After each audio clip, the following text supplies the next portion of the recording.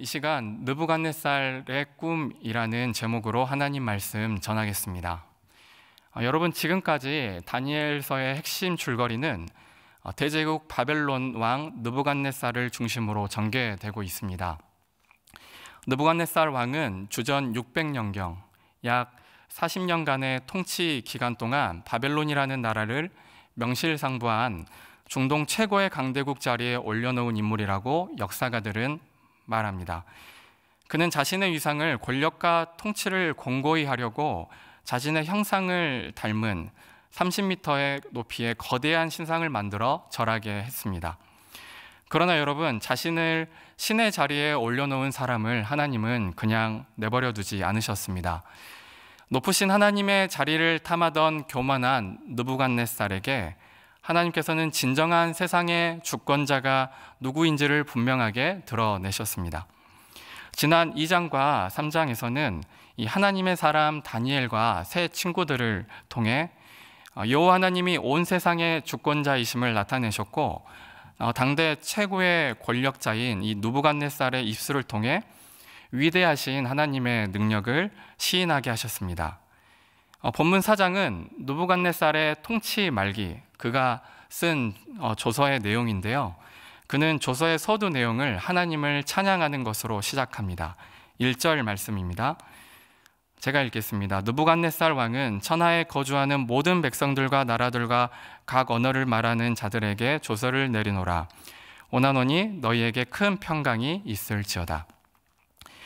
느부갓네살 왕은 바벨론의 제국에 조서를 내립니다. 요즘 말로 하면 전 세계 최강국의 대통령이 대국민 담화문과 같았습니다. 이 담화문의 첫 문단의 시작을 어떻게 시작하는지 한번 확인해 보십시오. 2절 말씀입니다.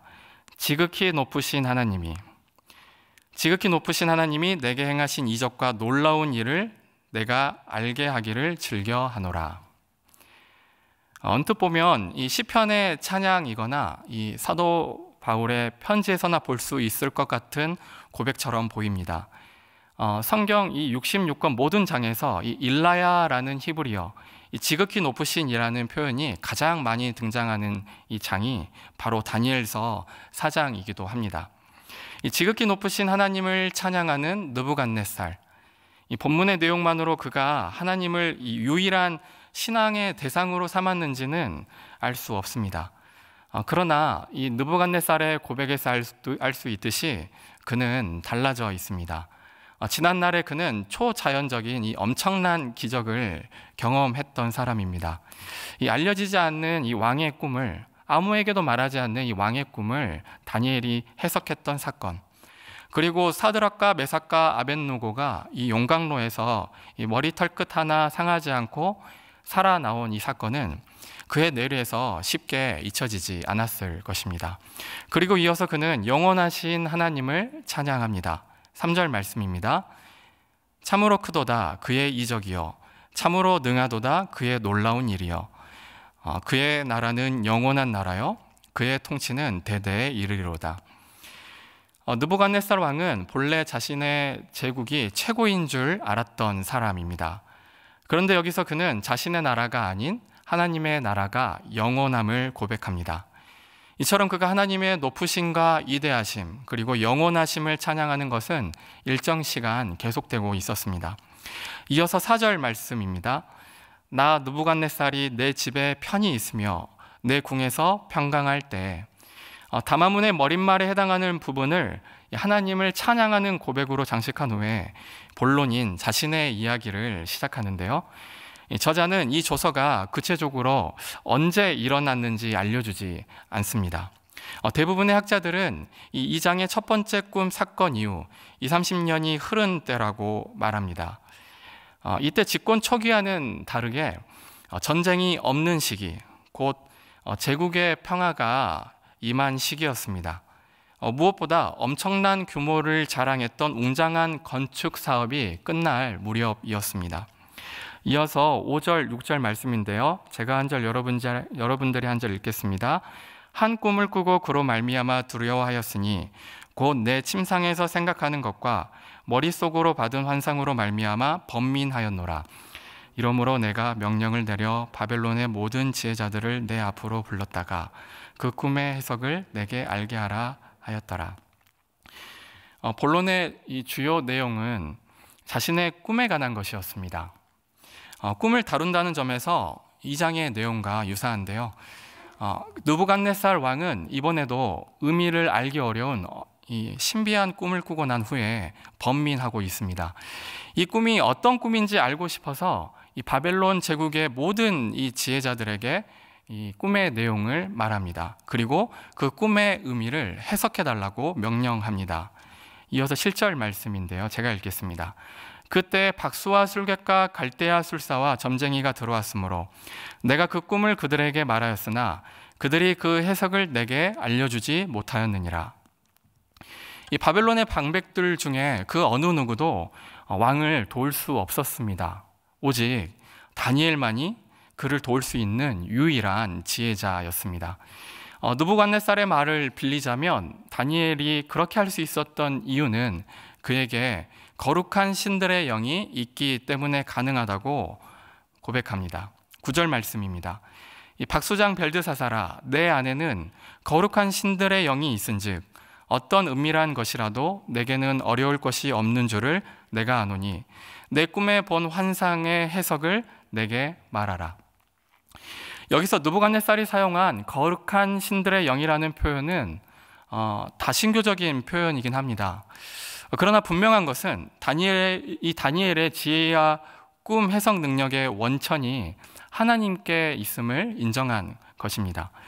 저는 본절을 묵상하는데 한 가지 의문이 생겼습니다. 왕에게는 분명히 모든 지혜자의 어른으로 총애받던 신하 다니엘이 있었습니다.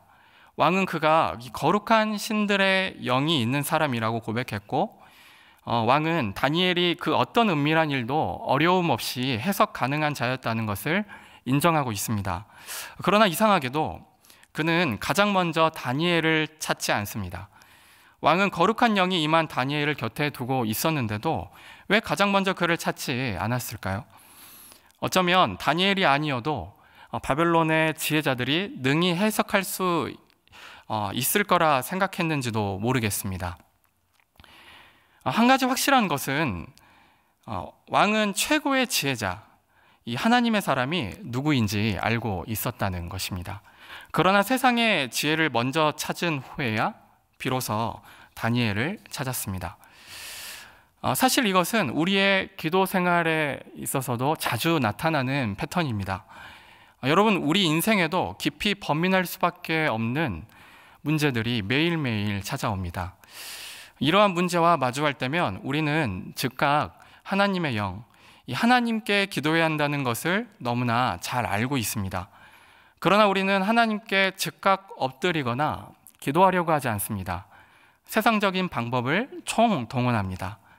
그렇게 우리는 문제를 키우거나 더 복잡하게 만들다가 깊은 구덩이에 빠질 때가 정말 많이 있습니다. 또한 스스로 문제를 풀 수 있다고 생각할 때는 기도하지 않습니다. 내가 풀 수 없다고 생각하는 문제들만 하나님께 맡깁니다. 그렇다면 여러분, 성경은 우리에게 무엇이라고 말씀하고 있습니까? 잠언 3장 6절 말씀인데요. 이 말씀 함께 읽겠습니다. 시작. 너는 범사의 그를 인정하라. 그리하면 내 길을 지도하시리라. 여러분, 우리는 이 땅을 살아갈 때 수많은 크고 작은 문제들을 만날 때 꼭 기억해야 할 것은 범사의 모든 일에 하나님을 인정하라는 것입니다. 문제의 어떠함과 상관없이 하나님을 인정할 때 우리의 길을 지도해 주신다는 것이죠. 모든 일에 하나님을 인정할 때 우리는 그분의 변함없는 사랑과 자비를 누릴 수 있습니다. 오늘 이 아침 기도하러 나온 우리가 범사에 하나님을 인정함으로 기도가 최후의 수단이 아니라 최초의 수고가 되기를 소망합니다. 이어서 10절에서 17절까지의 내용은 느부갓네살 왕의 꿈의 내용입니다. 침상에서 그가 머릿속으로 받은 환상은 큰 나무가 잘리는 내용이었습니다. 그 나무 잎사귀는 아름답고 그 열매는 많아서 이 만백성이 먹을 만큼 풍성했습니다. 이 큰 나무는 육체를 가진 모든 것이 먹을 수 있는 열매가 열려있는 풍성한 나무였습니다. 그런데 여기서 왕을 번뇌하게 한 것은 하늘에서 내려온 거룩한 순찰자로 인해 나무가 베어져 버렸기 때문입니다. 결국 그 자리에는 그루터기만 남아있게 되었고 7대를 지나는 동안 방치되었지만 그루터기 자체는 보존되었다는 것이 이 느부갓네살 왕의 꿈의 내용이었습니다. 꿈에 대한 해석은 내일 본문을 통해 확인할 것입니다. 결론적으로 이 꿈은 세상의 역사뿐만이 아니라 인간의 생사화복과 그 운명까지도 주관하시는 분이 누구인지를 드러내시려는 하나님의 계시였습니다. 꿈의 내용을 다 진술한 느부갓네살은 다시 한번 다니엘에 대한 신뢰를 표명하며 꿈을 해석해 줄 것을 요청하고 있습니다. 이 18절 말씀인데요. 함께 읽겠습니다. 시작. 나 느부갓네살 왕이 이 꿈을 꾸었나니 너 벨드사사라 그 해석을 밝히 말하라. 내 나라 모든 지혜자가 능히 내게 그 해석을 알게 하지 못하였으나 오직 너는 능히 하리니 이는 거룩한 신들의 영이 내 안에 있음이라. 아멘. 여기서 저자는 왕이 다니엘을 신뢰하는 이유를 밝히고 있는데요. 그것은 왕이 다니엘 안에 내주하시는 거룩한 신들의 영을 지각했기 때문임을 강조하고 있습니다. 말씀을 마무리하려고 합니다. 여러분, 이 하나님은 온 세상의 주권자이십니다. 어느 것 하나 무서울 것 없었던 이 막강한 권력의 소유자였던 이 느부갓네살의 조서를 통해서도 자신의 나라는 결코 영원할 수 없음을 인정하게 하시고 동시에 하나님의 나라가 영원할 것을 고백하게 하셨습니다. 또한 하나님께서는 이 거룩한 영에 감동된 자들을 통하여 세상의 모든 역사를 주관하시는 분이심을 드러내고 있습니다.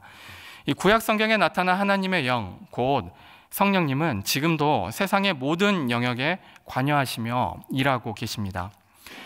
그러나 사단 마귀는 하나님의 일하심을 제한하고 하나님을 작게 만들어 마치 이 성령님이 우리 내면 세계에서만 관여하시는 것처럼 도덕적이고 윤리적인 영역에서만 관여하는 것처럼 생각하게 만듭니다. 우리는 하나님을 제한한 나머지 수많은 문제들 앞에서 이 하나님이 아닌 어떤 다른 것으로 채우려다가 깊은 구덩이에 빠질 때가 있습니다. 하나님과 함께 문제를 다루려 하지 않습니다. 세상 주관자이신 하나님을 제한하고 스스로 해결하려고 할 때가 많이 있습니다. 여러분, 우리는 범사에 하나님을 인정해야 합니다. 하나님은 결코 우리의 내면 세계에서만 일하고 계시는 분이 아닙니다. 하나님의 영은 국가의 경영, 이 회사의 경영과 같은 이 실무적인 지혜와 명철을 요구하는 모든 일에 관여하고 계십니다. 뿐만 아니라 세상의 모든 역사를 주도하시고 이끄시는 주권자이심을 반드시 기억해야 합니다. 이 시간 함께 기도했으면 좋겠습니다. 범사에 하나님을 인정할 수 있는 믿음 주시도록, 우리에게 진리의 영이신 성령님을 가득 부어주시도록, 온 세상을 주관하시는 하나님을 신뢰하며 나아가는 일상 되도록 기도하시고, 가지고 나오신 기도 제목 가지고 함께 기도하시다가 일어나면 좋겠습니다. 기도합니다. 하나님, 은혜를 구합니다. 이 시간 주님께서